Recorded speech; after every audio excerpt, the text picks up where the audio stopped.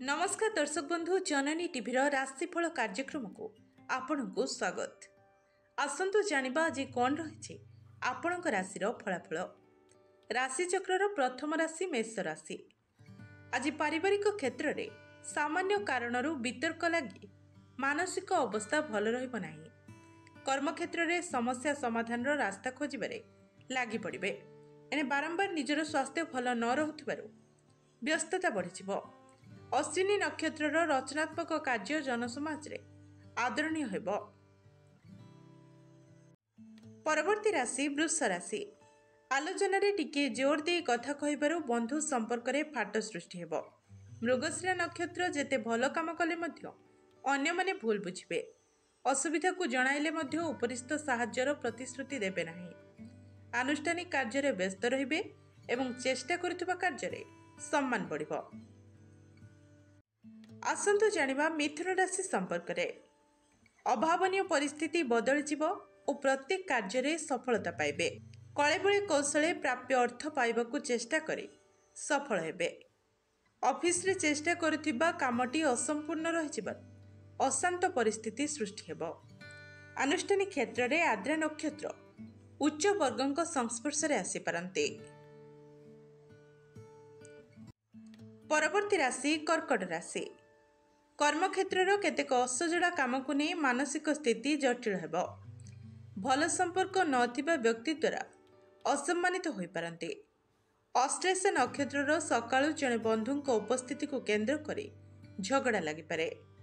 जानवाहन चालन रे सतर्कता अवलंबन न कले असुविधार सम्मुखीन हेबाकू पड़ी पारे। परवर्ती राशि सिंह राशि। अभावनीय परिस्थिति बदली जीवारु आश्वस्ति लभिबे। शिल्प वाणिज्य व्यवसाय परिवहन और नूतन कर्मारंभ क्षेत्र में सफलता मिलिबो। अस्थिरता दूर करने विषय प्रिय बंधु सांत्वना बाणी मन में आश्वस्ति भरी पारे।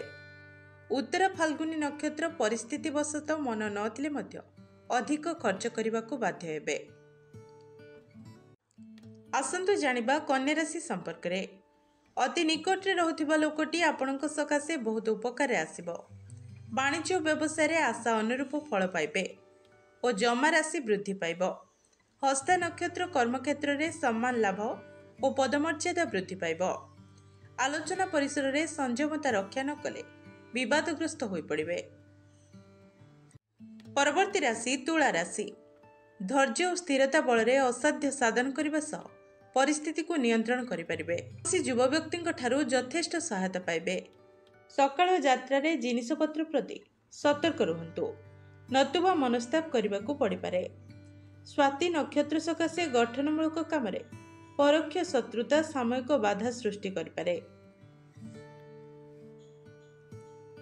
आसंतु जानिबा वृष राशि संपर्क रे।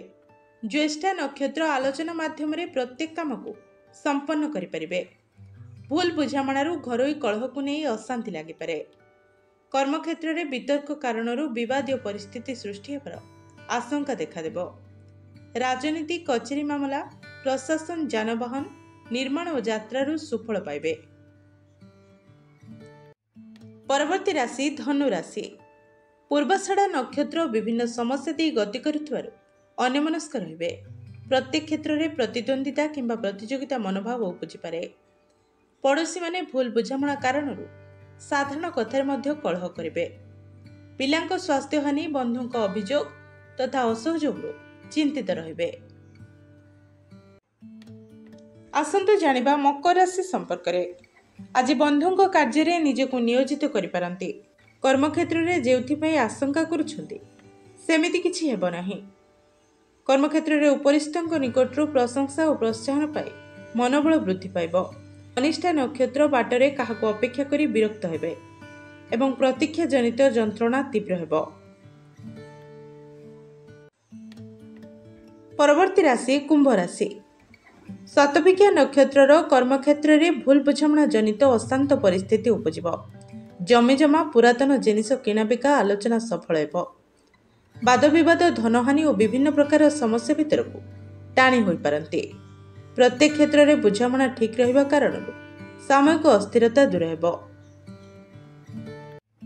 ଆସନ୍ତୁ ଜାଣିବା କ'ଣ ରହିଛି ରାଶିଚକ୍ରର ଶେଷ ରାଶି ମୀନ ରାଶି ସମ୍ପର୍କରେ।